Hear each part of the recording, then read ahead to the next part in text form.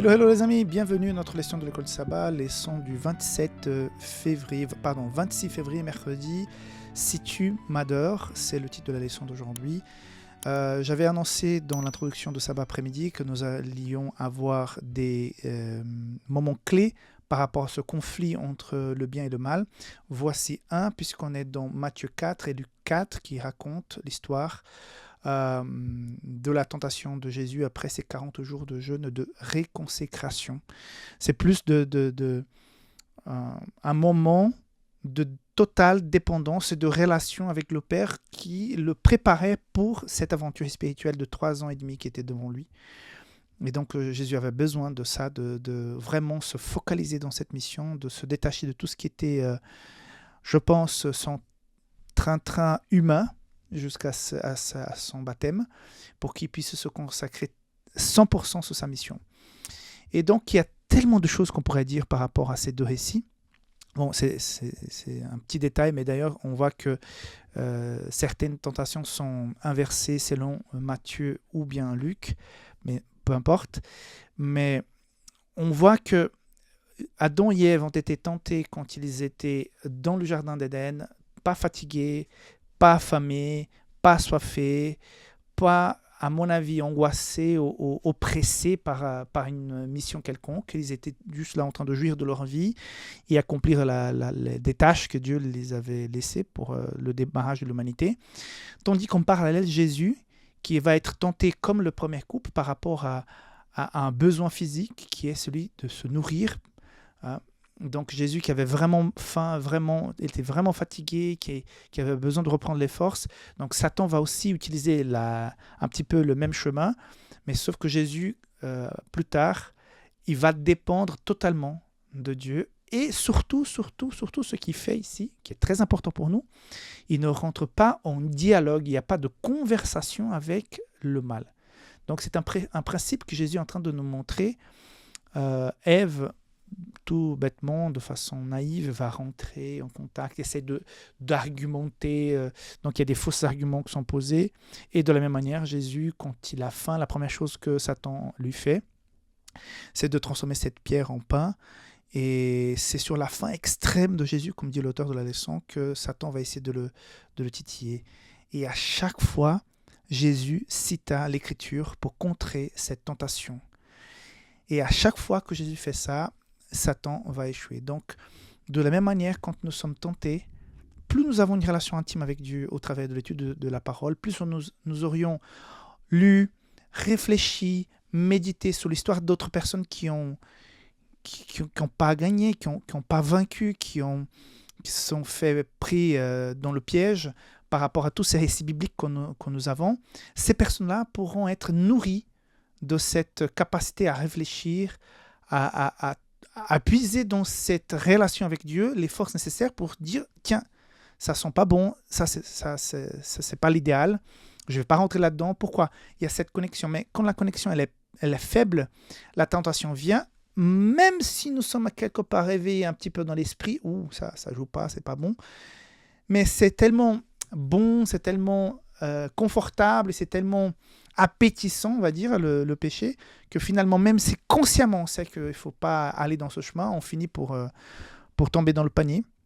Mais Jésus, non, il a cette connexion avec le Père, et c'est pour ça qu'il ne va même pas discuter, il va utiliser des versets bibliques pour pouvoir contrer les mensonges de Satan. La deuxième tentation, c'est la présomption. Ouais, si tu t'attires d'ici, si tu te lances, bien sûr que les anges, parce que tu es le Fils de Dieu, on ne va pas te laisser tomber, parce que tu es spécial, parce que tu es ceci, tu es cela, c'est quand même, tu es quand même important, et puis il va avoir un ordre spécial pour qu'on puisse venir te prendre, pour pas que tu puisses te blesser, j'en sais rien. Donc, voilà, une arme de Satan, c'est la présomption. Donc, à chaque fois, on pense qu'on est plus que ce qu'on est, en fait, on se croit quelque chose que finalement on n'est pas, mais ça vient droit de ce même cœur qui a créé toute cette situation dans laquelle nous vivons aujourd'hui. Donc ça fait partie de ces méthodes de tromperie, le fait de donner l'impression qu'on est quelque chose finalement. Comme j'ai déjà dit, je pense hier, nous sommes extrêmement fragiles, nous sommes des êtres humains, des êtres vraiment fragiles. Notre santé elle ne tient qu'un fil. Ben, tout va bien aujourd'hui, demain, ce n'est plus le cas. Tout ça devrait nous inviter à avoir une très grande relation et dépendance de Dieu, mais au contraire, généralement, les gens s'éloignent, les gens pensent qu'ils sont voilà, très importants. Je suis, entre guillemets, le centre de l'univers, le centre de ma vie.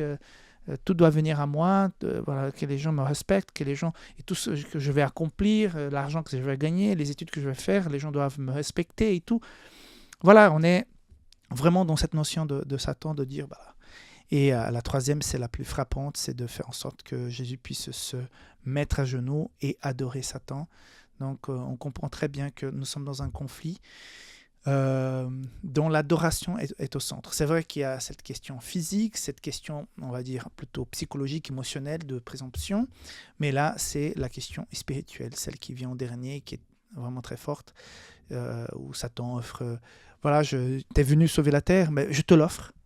T'es venu sauver les gens, mais ils sont là, je te le donne. Regarde tous les pays, toutes ces nations qui sont sur la terre, mais ils sont toutes à toi. C'est ça ta mission, n'est-ce pas? Venir récupérer, ben voilà, je te l'offre. Pour ça, il faut juste que tu m'adores, et puis le tour est joué.